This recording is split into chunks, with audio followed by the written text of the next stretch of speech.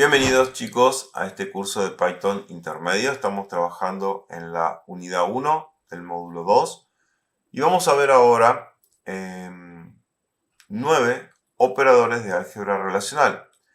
Estas son las operaciones que podemos relacionar dentro del álgebra relacional y tenemos 5 de ellas que son fundamentales. ¿Por qué? Porque a partir de estas 5 se pueden realizar las otras 4.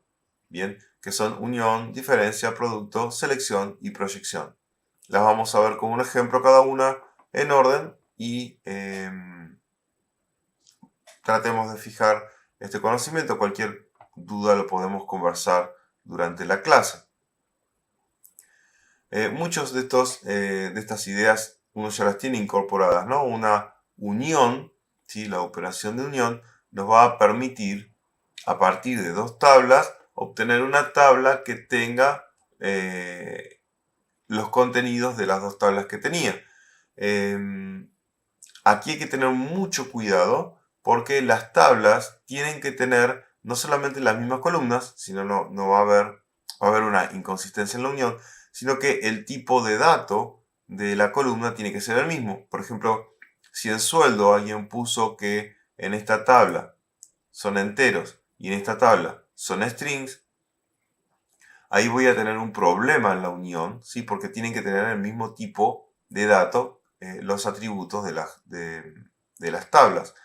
Esto podría usarlo, por ejemplo, cuando quiero unir quiero generar una tabla a partir de los datos que tengo y de otros datos que estoy recuperando de un histórico. Entonces, tendrían que tener la misma estructura y el mismo tipo de datos, pero por ahí la nueva tabla que estoy trabajando la comenzó otro desarrollador y cambió uno de sus componentes, lo pasó de entero a string y ahí se me pudo haber generado un problema. Así que en la unión tengo que tener en cuenta eso. Tengo que tener las mismas columnas y los componentes de cada columna tienen que ser de la misma forma, ¿no? Tienen que tener el mismo formato. Después podría ser una intersección, o sea, a partir de dos tablas que tienen la misma estructura, quedarme con aquellos elementos, ¿sí? Que tienen en común. En este caso, tienen en común a Elida Jiménez. Bien. Una operación de diferencia, dada una tabla, esta de aquí, ¿sí? Le quitan los elementos que se encuentran en esta tabla. Bien, acá tengo por ejemplo que Juan Pérez y Josefa Jiménez están en ambas tablas, con lo cual a esta tabla le estoy restando esta, con lo cual estos elementos repetidos se van a ir y solamente me van a quedar aquí lo que corresponden al número de legajo 25 y 26. Bien. Ok. El producto. Cuando multiplico estas tablas, en este caso tengo 2 aquí y 2 aquí, voy a tener un total de 4. Porque lo que voy a estar haciendo es que para cada fila de la primera tabla, voy a generar una nueva tabla que tiene cada una de las filas de la siguiente. Bien, como en este caso que tenemos acá, estos corresponderían a la primera fila de aquí y estas dos.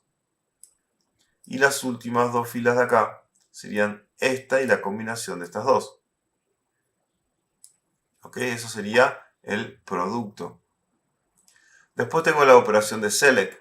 La operación de selección va a estar restringida en base a algún parámetro. Por ejemplo, aquí estamos viendo aquellos que tienen sueldo entre 7 y 20.000. En ese caso, los dos primeros registros de esta tabla que estamos mostrando quedarían fuera y solamente me mostrarían estos que están aquí. Bien, ahí estoy haciendo un filtro en base a alguna regla, ¿sí? Alguna característica o una restricción. Después tenemos el operador de proyección, ¿sí? En este caso, el operador de proyección permite discriminar las columnas que deseamos obtener, hacer como una especie de extracción de la información que queremos obtener. En este caso, nombre y apellido. También podemos realizar un join, es decir, si tenemos dos tablas y queremos presentarlo dentro de una única tabla que recupere la información de estas dos tablas, podríamos hacer un join y unir esas dos tablas en una sola, ¿sí? Fíjense que acá, por ejemplo, esta primera fila está relacionando aquí el curso de Java, que aquí es de Java, con el profesor Juan. Bien. Ok. Y por último, tenemos la división. En la división, cuando tenemos A dividido B, por ahí es medio raro ver esto de estar dividiendo tablas. En realidad lo que se refiere es que si yo tengo la tabla A dividido B, me voy a quedar con todas aquellas columnas que no son B. En este caso, si tengo A dividido B y B es Juan, me voy a quedar con 23. Entonces, estas operaciones que podemos realizar con tabla, a partir de las tablas, las podemos hacer a partir del código y trabajar con las tablitas estas. Hay muchos comandos que podemos ejecutar, muchas variantes. El manual es bastante extenso de cada administrador. Por ejemplo, de MySQL tiene muchísimas carillas y podemos encontrar muchas instrucciones. Por ejemplo, en un select simplemente podría seleccionar aquellos elementos por su ID, o podría seleccionar los elementos que se encuentran en un rango de campo de edad entre edad de 20 y 40. O sea, o obtenerlos y ordenarlos en orden ascendente o descendente. Existen varias variantes, ¿no? El administrador de bases de datos nos da muchos códigos para poder recuperar la información que queremos, pero sigue siendo un select. ¿Ok? Antes de ingresar a ver el tema de normalización de nuestras bases, vamos a ver algunos datos interesantes que podemos obtener a partir de los diccionarios de datos, ¿sí? Estos diccionarios de datos los podemos encontrar directamente en el PHP MyAdmin. En nuestro caso, los otros visualizadores de administradores también los tienen. Pero, por ejemplo, si nos venimos aquí a alguna de las bases, vamos a ver que nos podemos meter en las tablas y encontrar sus estructuras y tener los metadatos de estas columnas que tienen las tablas, ¿no? Ahí podemos ver el tipo de caracteres, si es una llave, el tipo de cotejamiento que estamos usando, el tipo de tabla también y demás. Estas bases de datos relacionales tienen varias ventajas. Son rápidas de acceder, cuentan con un control de privilegios, ¿sí? Poseen mecanismos de control de entrada. En cuanto a los controles de privilegios, podemos ver en el mismo PHP MyAdmin, si venimos aquí, tenemos una solapa que dice privilegios. Y en el caso de seleccionar alguna tabla, por ejemplo esta, podemos venir acá y ver el usuario y el puerto y también el password que va a estar relacionada con esa tabla, de forma tal de poder ponerle una restricción al acceso, incluso una restricción al usuario. Si el usuario puede solamente ver la tabla o también puede modificar la tabla o actualizarla o hacer otra acción, ¿sí? Por defecto, el usuario que viene siempre es root.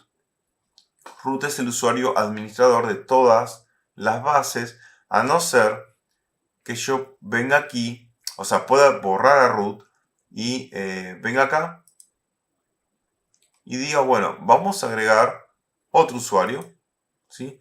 Para un determinado host, porque esto podría estar en un sitio web, no solamente en forma local. En forma local lo estamos trabajando en el localhost, pero esto podría estar asociado a un dominio, la base podría estar en la web, entonces tendríamos que poner ahí el host y también una contraseña, que podemos ponerla nosotros o podemos decirle aquí que la genere. Y eso nos genera una contraseña fuerte que es esta, por ejemplo. Tiene strings, mayúsculas, minúsculas, tiene números, algunos símbolos. Entonces le damos un nombre, le ponemos el servidor y aquí le indicamos los privilegios que este usuario va a tener.